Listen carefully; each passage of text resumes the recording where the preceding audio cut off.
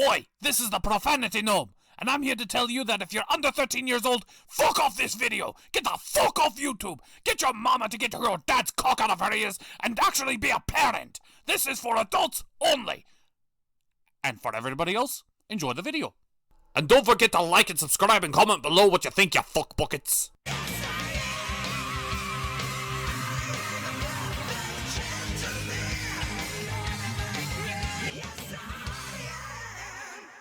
So, can we talk about what just happened?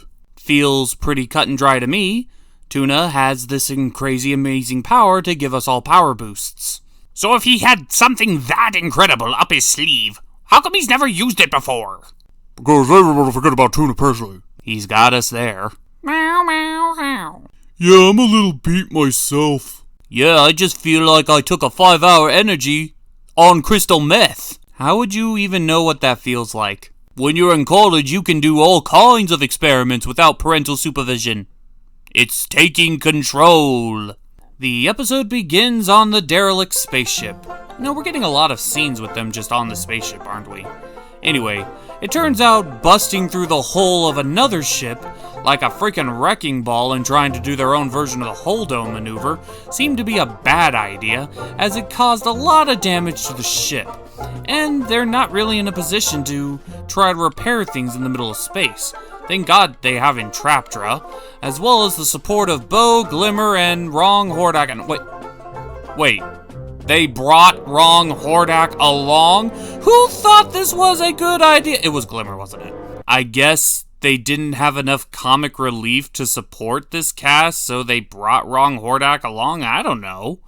Yeah, but this could really backfire on them. I mean, it's like having an enemy crew member on board your ship. Oh wait, it literally is having an enemy crew member aboard your ship. It's Shadow Weaver and Bright Moon all over again. Not as dangerous as Shadow Weaver, but Wrong Hordak could easily just pop in to call Horde Prime and go, "Hey, how's it going? I'm all service to you. Here's the coordinates. Can you pick us up?" Like, what the hell were they thinking? We then see Adora come in, who is being a helicopter partner to Catra. Now that she's back in her life, she's being a bit overprotective of her when all she really needs is a little rest after the traumatic experience she's had. But Adora just can't help but worry. But she should be worried more about their situation with their old ship falling apart. And, well, since they're out of reach of Horde Prime at the moment, they should focus on what they should do next. Like repairing it, and what they should do when they get back to Etheria and all that other jazz. And Glimmer tries to take everyone's mind off things by offering to cook. And by her offering to cook, I mean her Wrong Hordak to help her cook. But little do they know, Horde Prime is soon upon them. We then cut to Catra, who's having terrible nightmares about her traumatic experience under Horde Prime and can't seem to get the rest she needs. Adora checks up on her for the umpteenth time, and Catra's being a prissy little bitch. I'm not gonna lie, she is kind of being a bitch. But that's Catra for ya. She's that ultimate kitty tsundere, and even though Adora tries her best to get her to come out and, talk to people, Catra just can't seem to get out of her room to face the consequences of her actions, even going as far as to say just drop her off on the nearest planet and she'll make her own way. But Adora's not ready to give up on her just yet. She's finally back in her life, she's not going to let go. And Catra is, Catra, and continues to shove her away. Which, of course, only makes her feel a lot more lonely. Well, you see, this is what we call a tsundere. What does that mean? Oh, it's a basic anime term. It's used to describe characters that don't know how to process their emotions, so they end up trying to push people away in anger, even though that's not how they really feel. What? It's pretty much a get-out-of-jail-free card for acting like a bitch. Oh. Can I be a tsundere? No. When it goes to guys, they're usually labeled assholes. It seems like only girls can be tsunderes. So we cut back to Etheria, where we see the talking horse is excited that She-Ra is back. And we also get some screen time shared with our two lesbian princesses, which could actually describe half the cast, so I might need to narrow it down a bit. The two that never get on screen, Spinnerella and Natasa. I have my fingers crossed that they'll get some character development, but let's be honest here, anytime they're actually on screen is borrowed time. But our B subplot actually surrounds King Micah, trying to relate to the kids and be hip with the in-crowd with Frosta, and Frosta is being a bit of a tsundere herself to King Micah. The lesbian princesses notice this and try to help out. He seems to be pushing his feelings towards not being able to relate to Glimmer anymore, on not being able to relate to Frosta, and it is freaking him out. Seriously, he wasn't even this stressed out when he was on the Death Island. But they assure him that that's not because you're out of touch because you were on the island, it's because you're a dad. All dads are like this. Well, they get a call that one of their towns are in trouble, and so they form a small team to help, including Natasa, Spinnerella, King Micah, the horse, and Frosta.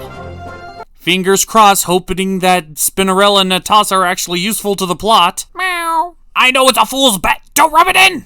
So Adora is complaining about how Catra is to Glimmer, and Glimmer's like, what did you expect? She's Catra. And they continue to degrade poor little wrong Hordak, which even Adora questions why the hell did they bring him along. But I'll give Glimmer props for this one. She's at least keeping him at arm's length and keeping an eye on him, so I suppose there's that. But they're immediately called to the brig, leaving him alone in the kitchen by himself. I gotta take back what I just said. So, they get called into the war room as they see 2 to 3 drones following them. Yep, as it turns out, they're being followed by Horde Prime, and the only way to avoid them is to go into a dangerous asteroid field. Yeah, I'm feeling for you, Bo. You are totally gonna crack at any moment and just ram yourself into the nearest ship, aren't ya? I'll give the Groy credit, he hasn't cracked yet. And given everything he's been through, it's actually quite an achievement. We cut back to King Micah and the gang as he's still trying and failing at trying to be a parent towards Frosta. Now that I think about it, where are her parents? Are they dead? Are they missing? I don't know. Either way, then the horse figures out something weird going on, as the entire town, which was very hospitable and open for travelers and of course partying, is now vacant. Almost completely barren. But they do find the master of the town, I guess? I don't know who this character is. And they're invited to the party, and I guess, yay, time for parties. Is this really an attack? Or are they just trying to fake us out? We do yet another cut back into space where Bo is having the hardest time not running into asteroids. But I'm not sure if that's intentional or not. Why isn't Traptra smiling like that? But even in the midst of the asteroids, the Horde ships still find them. And so they have to do evasive actions in an asteroid field. I'm getting a Star Wars vibe here, but at this point it comes natural in this show. Catra bumps her head and she begins seeing weird visions of Horde Prime's attacks. And she's like, what?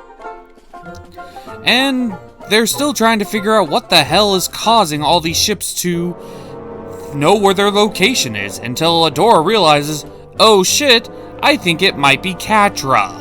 Yeah, they never really took that thing out of her neck, did they? Seems kind of obvious when you think about it. But to the show's credit, it could have been believable if they actually did something with the Horde soldier that's on board.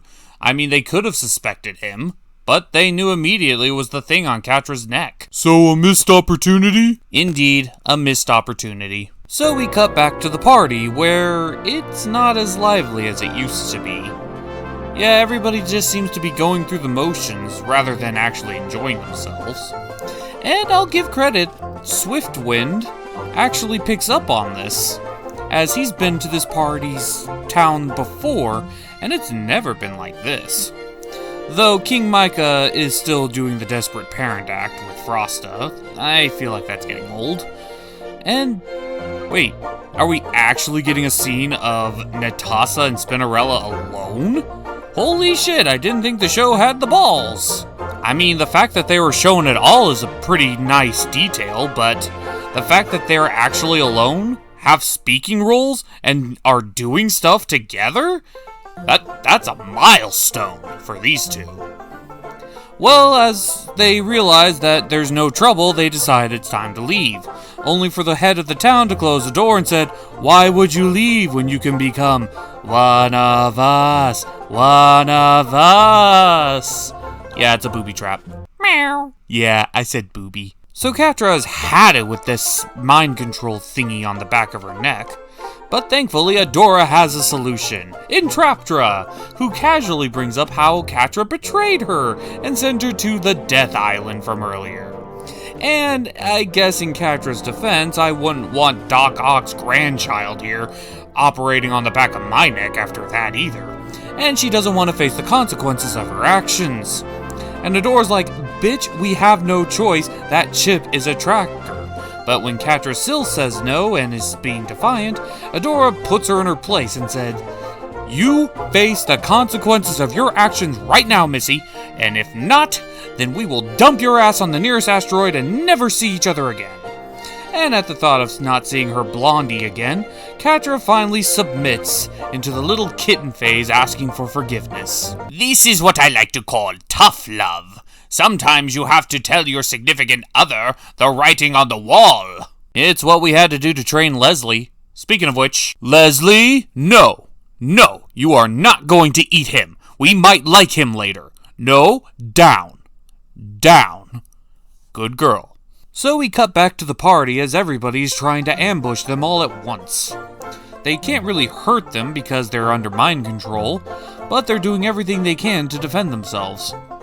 Frosta insists on trying to be the puncher of punching things, but King Micah finally tells her his infinite wisdom by saying, "Dude, they can't help themselves. Don't hurt them. Protect us."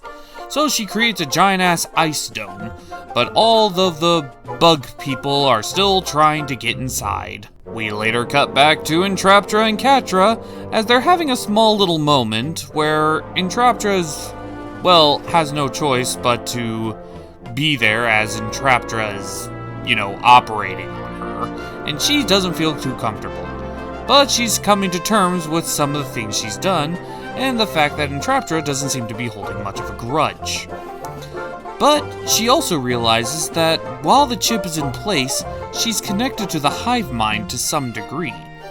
If Hordak can see what she's doing, then she might be able to see what Hordak's doing.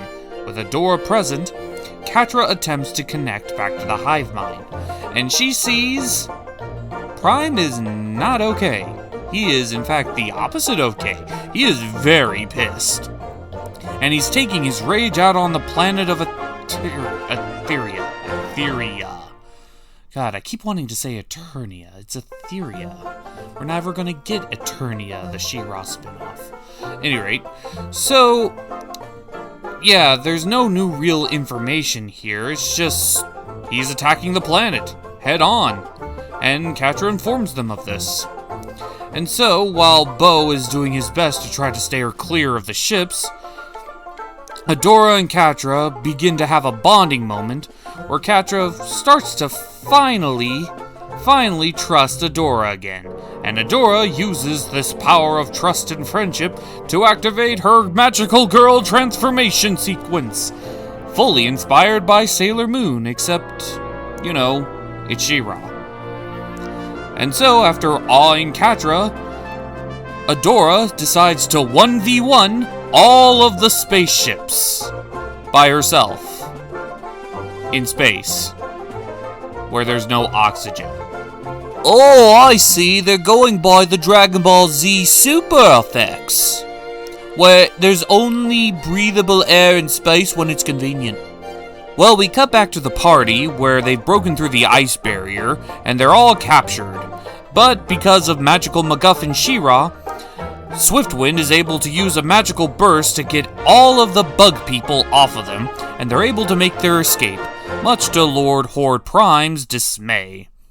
Meanwhile, it's a race against time to get the chip off of Catra's neck under these conditions, and even Entraptra is struggling.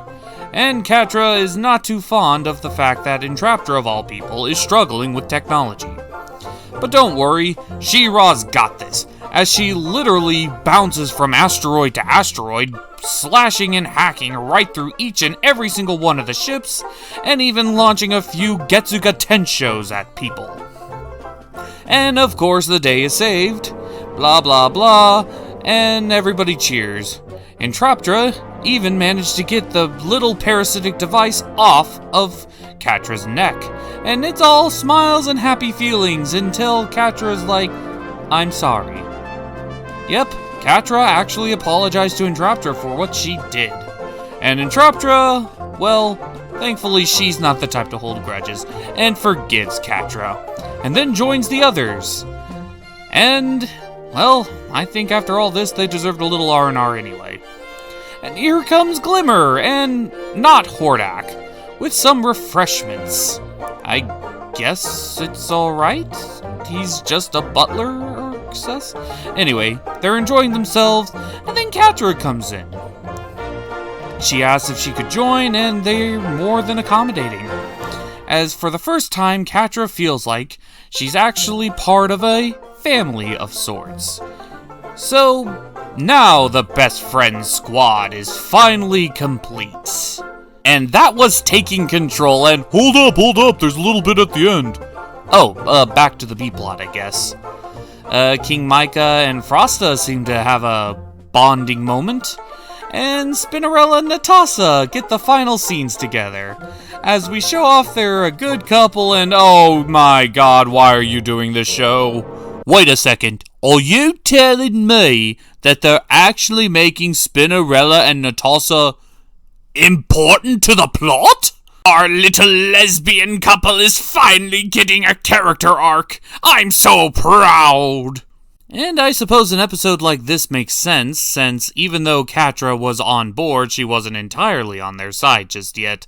And it's kinda glad to see that Adora's finally laying down the law and telling her, bitch, we saved you, you're on our side, that's what the show demands, get used to it. Meow. Yeah, it's nice to see that Catra is finally taking some responsibility and asking for forgiveness, which is what Glimmer went through in that episode a while back, except this one seems better. Yeah, there was a little bit more of a spectacle this episode. While the episode where Glimmer tried to ask for forgiveness, the stakes weren't nearly as high. And because She-Ra is moderately back, they're allowed to do a lot more extraordinary things. Oh, but don't forget about King Micah. The whole subplot with him and Frostas was at least entertaining of some sorts. It was a little entertaining, I'll give you that.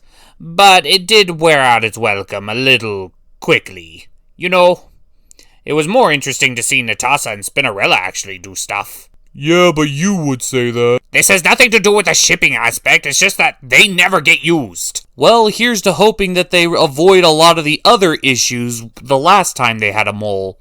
Remember Flutterina? Meow. Well, they already revealed there's a traitor. Now it's up for them to catch up. And catch up they will in probably the next episode. Until then, we're the Cartoon Gentlemen, the organizers of Chaos's Vintage Kings. We'll see you next time. Sir, we have an issue. And what's that? Movement in cell block D7. But he hasn't moved in months. But sir, look. Double the guard.